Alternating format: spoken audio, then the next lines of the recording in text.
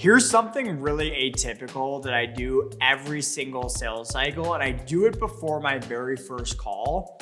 I write out the 2 or 3 most likely reasons why I'm going to lose that deal.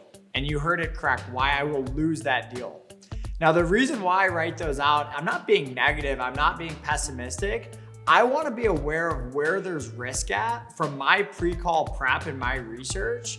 And then I want to go attack that risk head on before I have that first conversation and I get in front of where a lot of that risk is. I'll give an example of that. Say that my first meeting is with a manager of sales, but I know that typically to close a deal, I need to be at the VP of sales level or even the chief revenue officer as an example.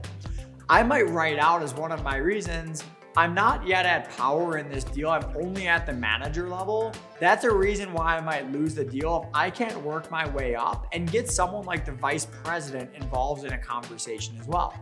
Now, how I'm gonna go attack that in the call is I'm not gonna be rude about it or say, oh, you're only the manager level, or oh, it's part of our process, we win more deals when we get the VP involved.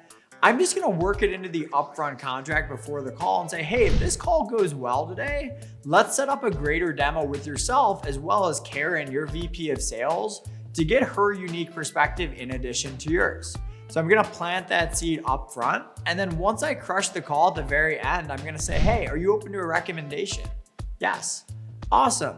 I would make the recommendation that we set up a greater demo and we loop in yourself as well as Karen to get her unique perspective. How can we work together to get that scheduled?